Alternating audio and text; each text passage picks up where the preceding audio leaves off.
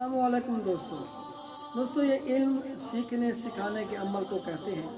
काफ़ी बातें ऐसी होती हैं जो हमारे रोज़मर्रा ज़िंदगी में मौजूद होती हैं। कभी हमारी तवज्जो उस तरफ नहीं जाती है, कभी हम उनकी गहराई में नहीं जाते हैं।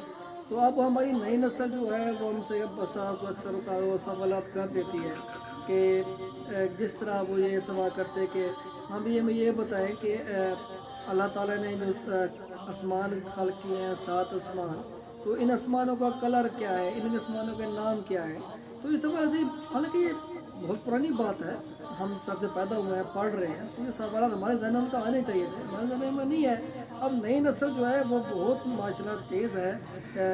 जिस तरह इल्मी हवाले से जो फैसिलिटीज़ वो बढ़ती जा रही हैं, इसी तरह नई नस्ल की जो है वुसअत वो भी बढ़ती जा रही है। इल्मी हवाले से क्रिएटिविटी उनमें ज़्यादा बढ़ती जा रही है। वो सवाल ऐसे करते हैं जो हम आपके हमारे रहम गुमान में भी नहीं होते। तो ज़ाहिर बात, कोई भी सवाल उसका जवाब तो होता है। तो इस हवाले से मैंने पहले भी इससे पहले एक प्रोग्राम किया था, आपसे वीडियो शेयर की थी। ये उसी वीडियो का एक तसलसल है। ऐसे और भी बहुत सारे सवालात हैं जिनके जवाब मैं आपको दूंगा, जो हमारे रोज़मर्रा लाइफ से, इनके साइकिल से लाइफ का है, उससे वो ताल्लुक़ रखती हैं, जिनका जवाब आपके और हमारे इल्म में होना ज़रूरी है, ताकि हम तो जब हमारी की औलाद, हमारे छोटे भाई हम तो कोई सवाल करें तो उनके आगे हम शर्मिंदा ना हो, हमें उनका पता होना चाहिए। तो दोस्तों, इस वीडियो को आप आखिर तक लाजमी देखिएगा। ये बहुत ही मालूमाती, बहुत इन्फॉर्मेटिव है। ये आपके लिए, हमारे लिए बहुत ज़रूरी है, इसको स्किप नहीं करना। 7 आसमानों में से सबसे पहले आसमान का नाम, जो दुनिया का आसमान है, जो हमारे सरों के ऊपर है, इसका नाम रफ़ी है और ये पानी और धुएं से बना हुआ है। दूसरे आसमान का नाम फ़ैदूम है, इसको कैज़ूम भी कहा जाता है, इसकी रंगत तांबे जैसी है। तीसरे आसमान का नाम मादून है और इसको अल मारूम के नाम से भी पुकारा जाता है, और इसकी जो रंगत है वो दूसरे आसमान से मिलती जुलती है। चौथे आसमान का नाम अरफालून है और इसकी जो रंगत है वो सिल्वर कलर की है, चांदी जैसी है। पांचवें आसमान का नाम हयऊन है और इसका जो रंग है वो गोल्डन कलर का है, इनके सोने जैसा है। छठे आसमान का नाम उरूस है और ये रंग सब्ज याकूत का है। सातवें आसमान का नाम, आखिरी आसमान का नाम अजमा है और ये सफ़ेद मोती का है। जब से बने इसराइल ने गौशाला की पूजा की है, उस दिन से ही बैल बेचारा शर्म की वजह से आसमान की तरफ आँख नहीं उठाता। गौशाला से मुराद ये है कि जब बने इसराइल ने सोने के जेवरात से एक बछड़ा बनाया था जिससे गाय की आवाज़ आती थी, ये उसी से गौशाला मुराद है। हज़रत याकूब अलैहिस्सलाम ने बैक वक्त 2 बहनों से निकाह किया था, जिनका नाम हब्बार और राहील था। इसके बाद अल्लाह ताला ने बैक वक्त 2 बहनों से निकाह को हराम कर दिया। अल्लाह ताला ने समंदरों पर एक फरिश्ता मुकर्रर किया है जिसका नाम रूमान है। जब वो अपना कदम समंदर में रखता है तो मद पैदा होती है, और जब वो पानी से बाहर निकालता है तो जज़र पैदा होती है।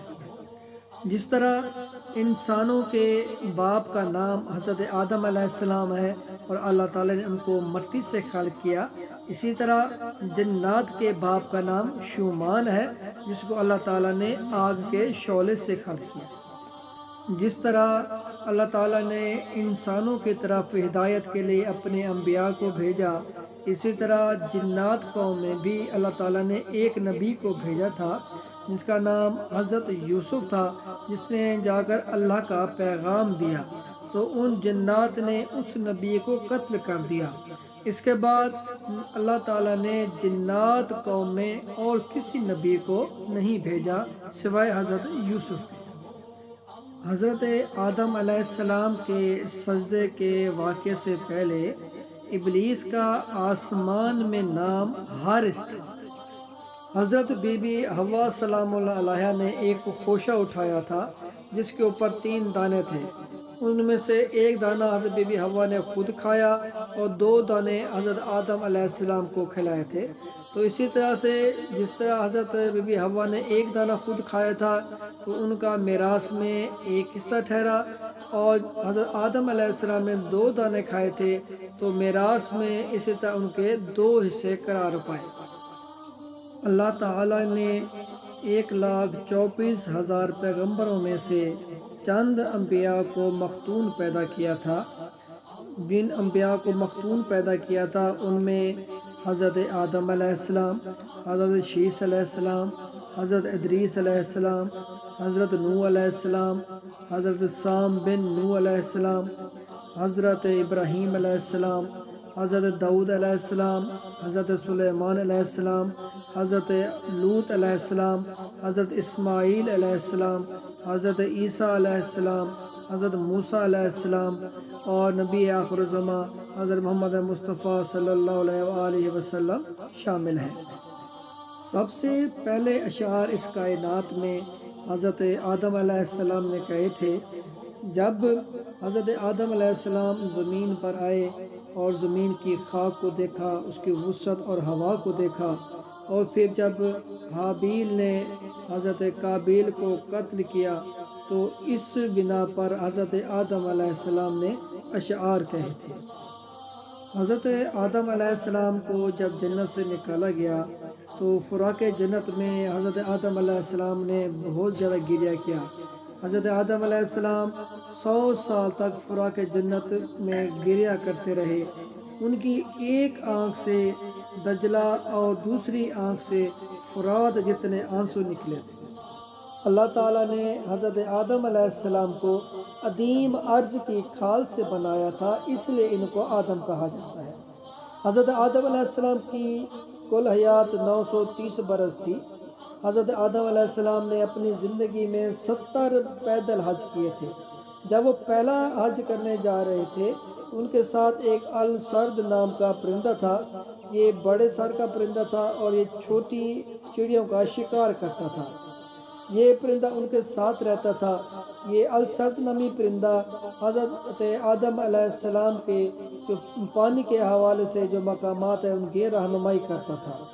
یہ السرد نامی پرندہ باقی پرندوں کے ہمراہ جنت سے حضرت آدم علیہ السلام کے ساتھ آیا تھا، اسی لیے اللہ تعالیٰ نے السرد اور خطاف ان 2 پرندوں کے کھانے سے منع کیا ہے۔ یہ خطاف پرندہ 40 سال تک بیت المقدس کا طواف کرتا رہا اور وہیں یہ گریہ کرتا تھا، روتا تھا، نوحہ کرتا تھا، اور یہ حضرت آدم علیہ السلام کے ساتھ بھی ہمیشہ روتا رہتا تھا، اس لیے اس نے گھروں میں رہائش رکھی ہوئی تھی۔ اسی پرندے کے پاس اللہ تعالیٰ کی 9 آیات ہیں، قرآن پاک کی 9 آیات اس کے پاس ہے جو قیامت تک اس کے پاس رہیں گی۔ سورہ کہف کی پہلی 3 آیات اور سورہ بنی اسرائیل کی 3 آیات جو کہ قراءۃ القرآن سے شروع ہوتی ہیں اسی کے پاس ہیں۔ سورہ بنی اسرائیل کی آیات نمبر 45، 46 اور 47، اور سورہ یاسین کی 3 آیات بھی اسی کے پاس ہیں۔ یہ آیات نمبر 9، 10 اور 11، یہ سب آیات جو ہیں 9 آیات قیامت تک اسی خطاف پرندے کے پاس رہیں گی۔ کفر کی ابتدا ابلیس نے کی تھی۔ جب اللہ تعالیٰ نے حکم دیا تھا سجدہ کرنے کے لیے حضرت آدم علیہ السلام کو تو اس نے انکار کیا تھا، تو یہیں سے کفر کی ابتدا ہوئی تھی، اور سب سے پہلا کافر وہ ابلیس ہی تھا۔ حضرت نوح علیہ السلام کا اصل نام سکن تھا۔ انہیں نوح اس لیے کہا جاتا ہے کہ انہوں نے 950 سال تک اپنی قوم پر گریہ کیا، ان پر روتے رہتے تھے۔ حضرت نوح علیہ السلام نے جو اللہ کے حکم سے کشتی بنائی تھی اس کا جو طول تھا وہ 800 ہاتھ تھا، اور اس کشتی کا عرض 500 ہاتھ تھا، اور وہ کشتی جو ہے سطح زمین سے 80 ہاتھ بلند تھی۔ تو دوستو یہ چند ایک اہم معلومات جو بنیادی معلومات تھی آپ سے شیئر کی ہیں، امید ہے کہ آپ کے علم میں اضافے کا باعث ہوں گی۔ اگر آپ کو یہ اچھی لگی ہیں ان کو لازمی اپنے دوستوں کے ساتھ شیئر کریں تاکہ ان کے بھی علم میں اضافہ ہو۔ اس قسم کی مزید ویڈیوز انشاءاللہ آپ کے ساتھ میں شیئر کرتا رہوں گا۔ اگلی ویڈیو میں پھر ملاقات ہوگی، اس وقت تک کے لیے اجازت، اللہ حافظ۔